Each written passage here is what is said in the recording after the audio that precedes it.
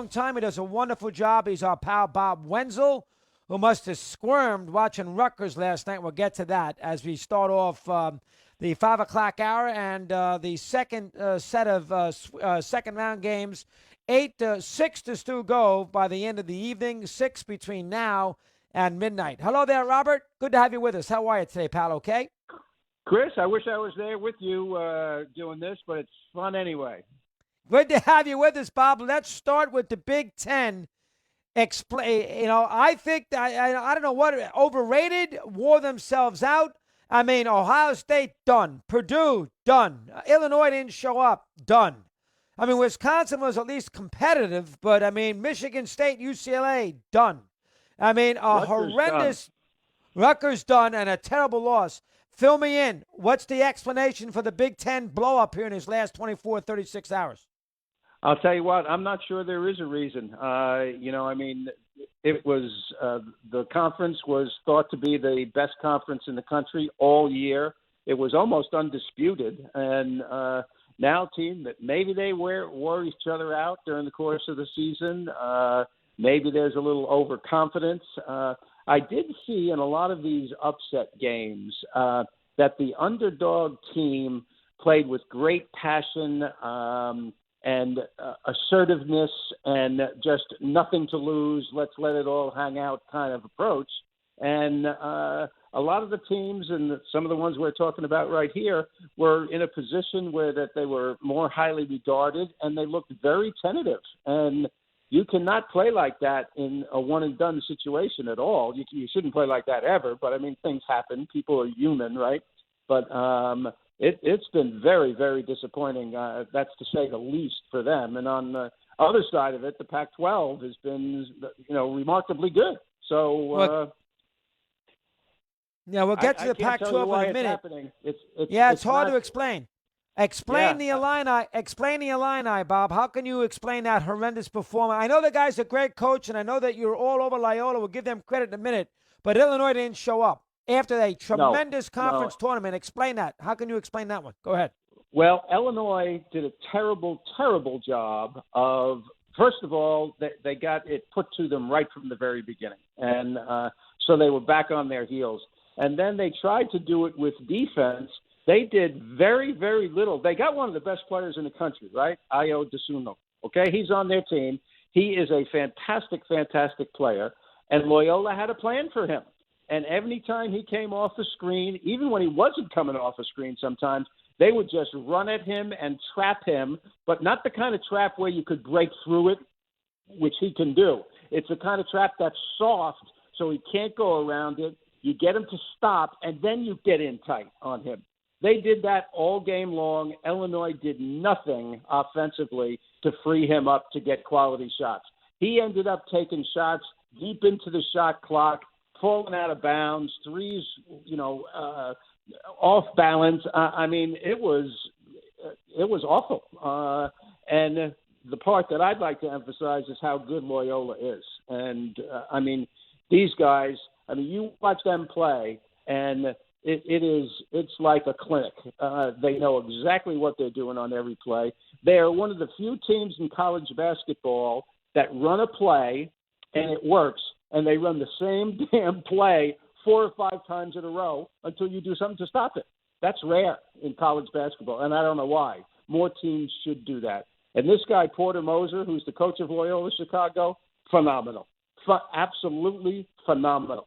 And I don't know why he wouldn't be on the top of everybody's list. Maybe he doesn't want to leave Loyola. He's a Chicago guy and all that. But if you're a Big Ten school, you should be chomping at the bit to get this guy at your school. All right, now we talk about this a lot, and we haven't had a chance to break down these coaches yet. Marquette, I want to get to with you in this little half-hour segment. You always tell me, Chris, why would Few leave? He's in the NCAA tournament every year. He can do what he wants at Gonzaga. Nobody's going to say anything to him, and he's got a chance to win a championship every year, despite the bad conference, because he knows he's in the tournament.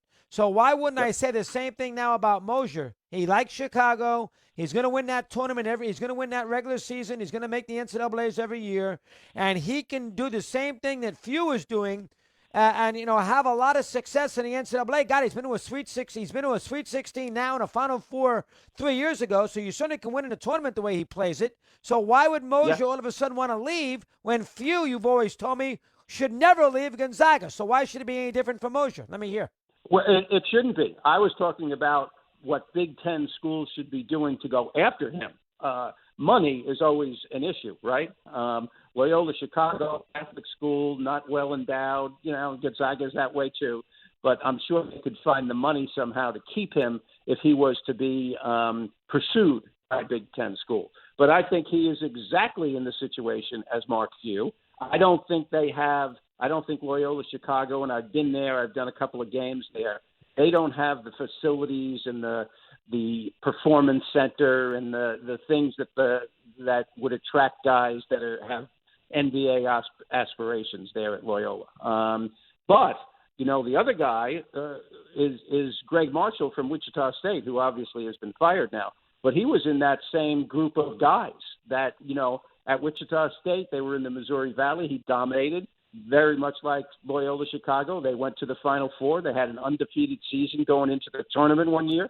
And he stayed at Wichita State, but the school moved conferences from the Missouri Valley to the American, which I think was a big mistake on their part. They haven't really done much since then. And, of course, now he's been fired and so on and so forth. But I think those kind of guys in those kind of situations, I think your analogy is very good. And I think Porter, I'm not sure. I don't know him personally. They can't well pay enough. him. No, Few's getting paid plenty. They cannot pay Yes. Porter. They can't pay Mosier the same kind of money that they pay Few and Gonzaga, Bobby? I don't think so. I mean, I don't know their budget, right? I haven't seen it or anything, but that's my sense of things. Yes.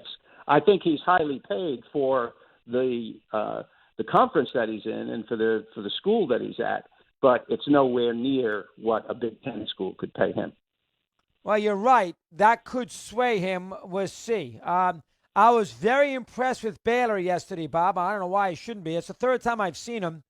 They were bad against Kansas off the COVID thing, the pause. They were very good against West Virginia and very good against a very game Wisconsin team. Wisconsin played pretty well yesterday, and I thought Baylor, Baylor's got a lot of talent. Baylor, I don't know if they can beat Gonzaga, but I think right now Baylor's going to be in that championship game. Very impressed with what I saw out of that team. Let me get your thoughts. Go ahead. I think the COVID thing was a bump in the road for them that threw them out of whack a little bit, and I think they're back. You talk about a team that plays with passion. Holy cow. I mean, they are not big, and I thought Wisconsin, the winner of the Wisconsin-Carolina game, which was Wisconsin, both of those teams have big interior players, and Baylor is not big. They play with passion, and Vitale is only 6'5", but he weighs 260, and he's explosive. And the transfer for UNLV, Chimichanga, I can't pronounce his name right now when I'm not in front of it, but I thought that would challenge Baylor, and they did some. But Baylor, those three guards, I mean, Jared Butler, you talk about a leader and a great player, plays under control all the time. They don't make mistakes. They throw a bunch of lobs. They're entertaining as all get out to watch. So they are big time. And look, during the course of the regular season, Gonzaga and Baylor were 1-2. And I think so far there's been nothing that has happened to dissuade me anyway, or most people I'm sure, to change their opinion about that. Baylor is a superstar team, and they get Villanova next. Now, Villanova, Jay Wright's a friend of your program, and everybody was saying, oh, they don't have Gillespie, they're going to lose, and boom, all right, they've won 2 games already, and blew somebody out the other day. They blew out North Texas, who was one of the darlings, Texas. Right? Beaten by 25. So I think that's going to be – I think Baylor's way better than Villanova, talent-wise right now and depth-wise. But, I think that could be a very, very fun game to watch. All right, Rutgers, explain what happened to them in the last 5 minutes with a 9-point lead. Let me hear. Yeah, that was really, first of all, it's been a great year. They're finally back in the tournament, and they would have been in the tournament last year. They play with aggression and passion and all that. I thought for sure they were going to win that game. As a matter of fact, we talked about it. I thought that they would beat Houston also. And Houston is a team that doesn't shoot well from the outside, and Rutgers pressed them, and they got in their grill and made them take bad shots the whole game. And then at the end of the game, they made some mental errors. I thought they took the air out of the ball a little bit too soon, maybe, when they had the lead. And then Houston just made some plays, and Rutgers didn't at the end. Matt goes in there and tips one in and gets fouled, and that was it. They made, Grimes, who's the best player on Houston's team, in my opinion. Most people think it's Giroux, but I think it's Grimes. He made some shots which got them back into the game, a couple of threes. But during the course of the entire game until the last 3 minutes, they couldn't make a shot. And to their credit, they made some shots at the end. Explain Texas, if you can. Why? You talked a little bit about Rick Barnes the other day. How does Texas, year after year after year, with all this talent, do absolutely nothing in the NCAA tournament? I mean, that's inexcusable, Bobby, losing to Abilene Christian. Let me hear. Yeah, I think there's a thing out there, Chris, in the basketball world about Texas, and they have everything. Maybe they have too much. Maybe they have so much that they don't have that, tenacity or something, which is odd because Shaka Smart is very into that. When he was at VCU, they did all this Marine Corps stuff, training with the SEALs and all that. But they just, they play great sometimes, and then sometimes it's like, what are they doing? So, anybody can get beat, especially a 1-point game. Would we be talking like this if they made one more basket and they were still playing? Maybe, maybe not. And this is a year of upsets. But Texas has great facilities. They have great everything. They have unbelievable financial support and the whole deal. You're right about it. And that's the take in the college basketball world. Interesting that maybe they're like born with the silver spoon, unlike the kid who's born on the other side of the tracks, who's feisty and scratches and claws for everything he gets. And Texas is not born that way, and as a result, they get a little soft in these games. That's a very interesting way to look at it. I wonder I think that's a possibility. Yeah, very good. Excellent, Bob. Excellent. Alabama and Arkansas. I'm impressed that Arkansas came back against Colgate. They were tough against Texas Tech. I give them credit there. And Alabama, Pitino did a tremendous job with that team. And I know Alabama wasn't great, but Alabama's got a lot of talent. Alabama's got a chance to go to a Final Four. They got a lot of talent. Give me your thoughts on those two teams out of the SEC. Go ahead. Well, the other day when we talked about this, I raved about both of those teams. And in the games that I've seen, with both of those teams, Arkansas has been more impressive to me than Alabama from just a basketball point of view. Alabama, as I mentioned to you, is so into the metrics of things. They fire up 35 threes a game. They don't want to take any mid-distance shots. Everything is mathematics. They take twos close to the basket or they take threes. And, Pitino's an unbelievable coach. I mean, the way I thought they might win that game, but they just didn't have enough. You know what I'm saying? But, they took away threes. They forced them to take shots that they did not want to take. And it got into the head of the Alabama players.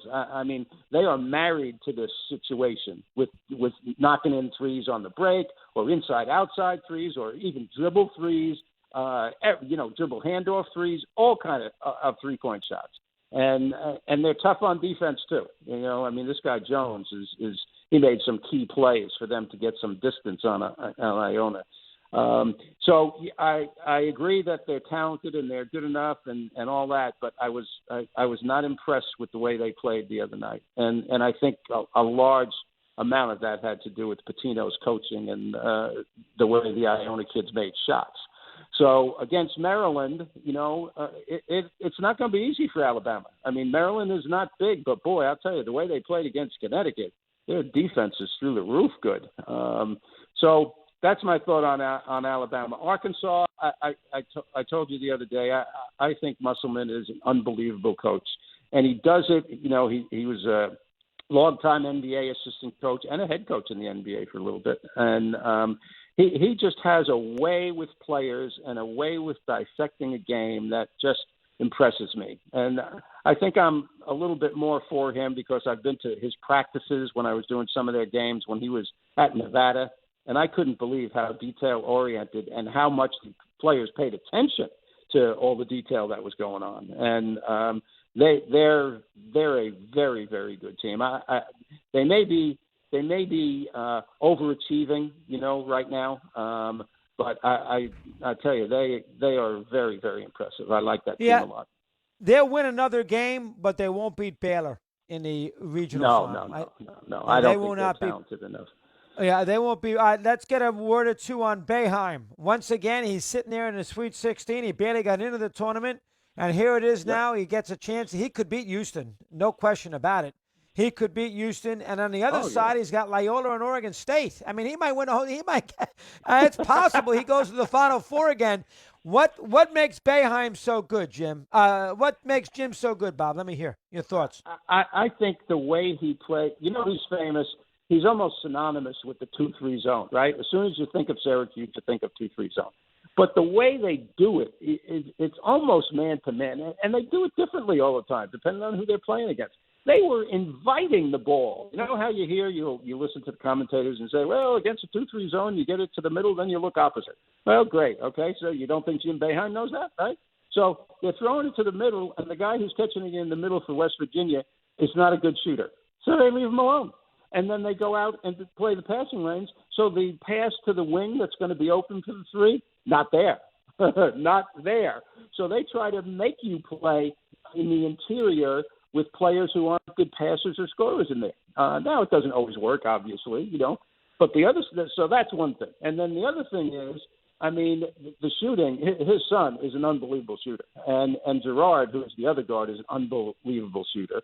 And the way he coaches offense, he lets guys play. You're going to watch Syracuse, and they're going to take some bad, low percentage shots.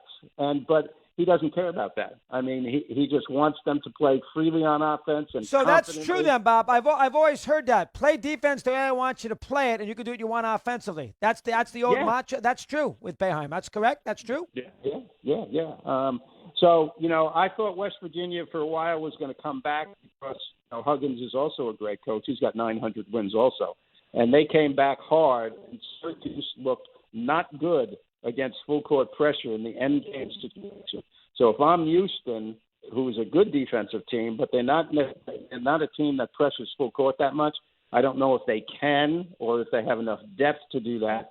But if I'm Houston, that's what I'm going to try to do some during the course of the game. But Syracuse as an 11 definitely is a team that is capable of beating Houston. Houston did not look good the other night. But you got to give them credit. In crunch time, they made plays. Are you, in your eyes, Bob, from a pure basketball standpoint, in your eyes, Bob, is Boeheim a great, great coach? Oh, absolutely. Absolutely.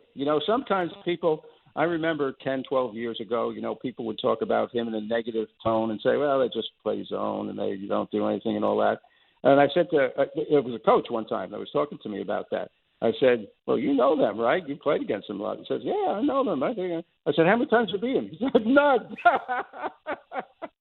Right. So, for all the criticism he gets from people, what's your record against him? So I think guys like playing for him. And he's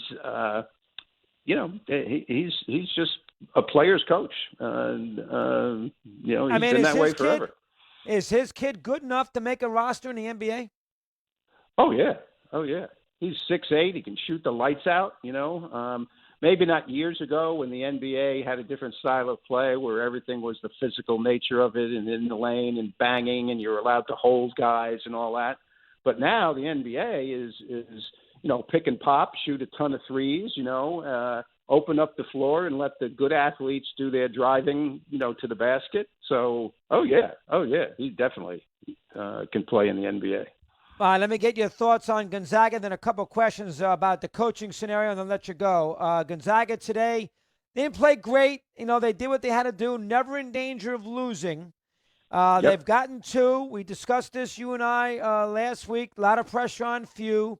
I think their drawers opened up. They should have no trouble with Creighton or Ohio, and that Yep. gets them into the regional final. Now, Oregon or USC or Kansas could be a little tricky. Oregon right now is playing well. Yep. Gonzaga, it's laid out for them. Have you been impressed with what you've seen of Gonzaga these first couple games? Let me hear. Oh, absolutely. The first game was just a write-off, because they win by 30 or something, and it looked like a game in mid-January, against the teams they play.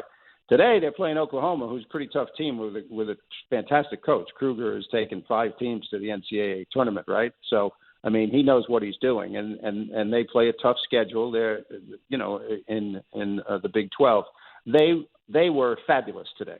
Fabulous. I mean, you talk about a team they're the best team in terms of playing at a high level at both ends of the floor. And the intensity level of these guys is unreal.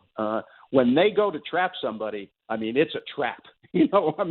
Nobody's getting through. They are so ball-oriented with their help side defense. A guy will leave his man and attack the ball and not worry if they're going to pass it to his guy. And they make people turn the ball over. This kid Suggs, I mean, he was a great quarterback in football in high school also. He's the freshman point guard for them, right? Oh, yes. I mean, he is fabulous. I mean, he's kind of like Butler from Baylor in the sense that he plays under control all the time. He keeps his teammates, everybody's happy. Kispert, I mean, his range is, anywhere in the building. So, and they play so fast. They wear you out. I mean, it's whoever gets the rebounds, like Magic Johnson in the old days, right? Whoever gets the rebound leads the break. They all can pass. They all can shoot. Timmy's great inside, even though he looks like, he doesn't look like a physical specimen, but he's very tricky in there, kind of like Krutwig, from Loyola. He can get his shot off. He scores like crazy. I mean, they're balanced. The kid Nemhard, who was an all-SEC player at Florida as a point guard, transfers to Gonzaga and plays.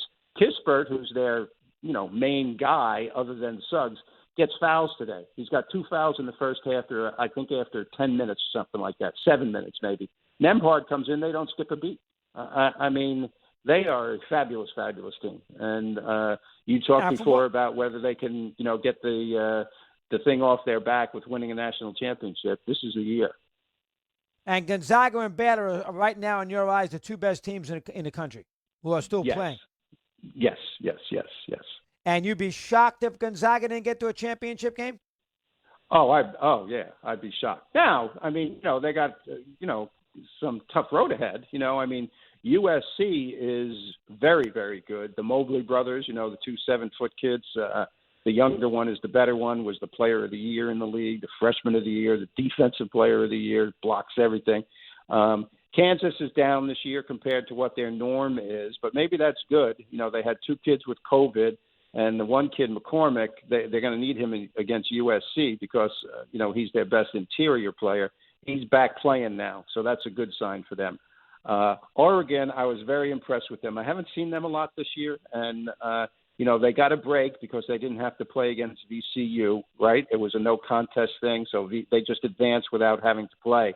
And they looked like they were ready today. I mean, they were terrific against Iowa. And Iowa's a very good offensive team, but Oregon looked better. I mean, they looked a little like Gonzaga today, actually. Very, very similar.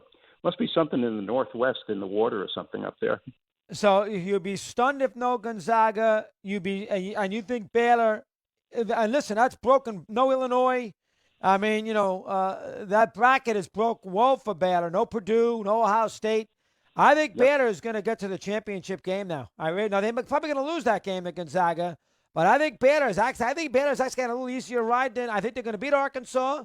I think they're going to beat Villanova, and I think they're going to beat everybody else who comes out in that bottom half, whether it's Syracuse or, Oregon State. Whoever comes out in that bottom half, they're going to win that too. I think Baylor's going to play in a championship game, Bobby, next Monday night or 2 Monday nights. Oh, yeah. That's what I think right now. You're not alone, my friend. I'll tell you that. You're not alone. But what fascinates me on the lower part of that is, Loyola Chicago is still there, and Oregon State is still there. which is incredible. I mean, Oregon State was picked last in the Pac-12. They finished sixth halfway, and then they've been on this run, this like magical run. And to be honest, I had to go online and start looking at some of their games. I didn't even know about them, and but Loyola is one of my favorite teams, and so they play next. So I'm going to be very, very interested in how that turns out. I can see Loyola win again. All right, a couple of things on a job search. Wojciechowski gets fired, 7 years at Marquette. I would think, and you would know better than me, I would think Marquette is a very hard job. Number one, they don't have any natural rivals in that Big East. They were a long-time independent. Not a lot of players coming out of Milwaukee. Not a great place to live, weather and everything else. Probably don't pay a fortune. I would think that is not a desirable job. Am I right about that or wrong about that? I think you're wrong about that. And here's why. They have unbelievable following. They and Creighton are the two teams that people don't really realize.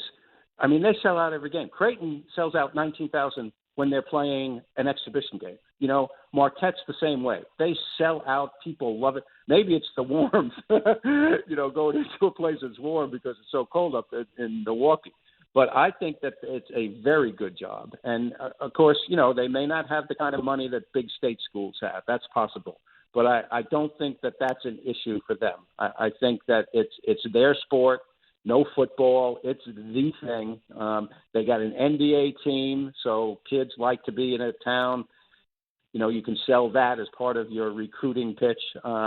He had the Hauser brothers, and both of those guys left. I don't know why. And, they were going to make some noise with those two. And when they left, that kind of hurt. So I don't know where that came from and why, kids are leaving and transferring and so on. But I think they had high expectations for Wojo, and he didn't meet them. And they have high expectations for their program. And I think that they will be able to get, Porter Moser is a guy who would be good for them. I'm not sure he would want it, but he would be fantastic for them.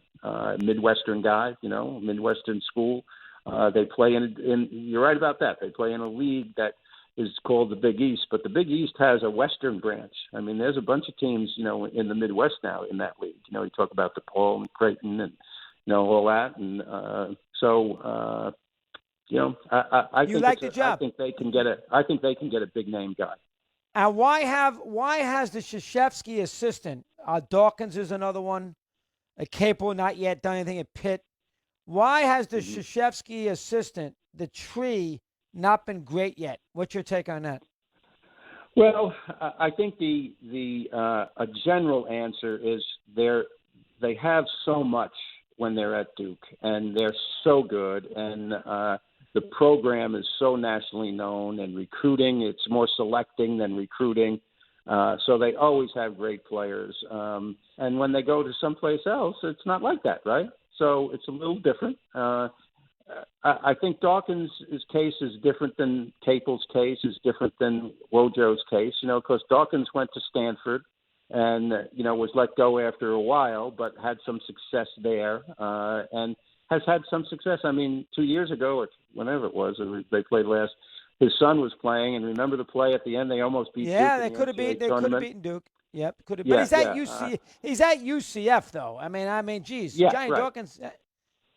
Yeah, and then you got Tommy Amaker, of course, who was at Michigan and was at Seton Hall, then was at Michigan. Now he's been at Harvard. He's a mainstay at Harvard. His wife is a professor there and all that. So he's not leaving Harvard. But there hasn't, to your point, there hasn't been a guy like Dean Smith had Roy Williams, right? And Roy Williams is a Hall of Fame coach, that kind of thing, So Mike Krzyzewski has not had that type of assistant who has gone on to super big-time programs and had great success.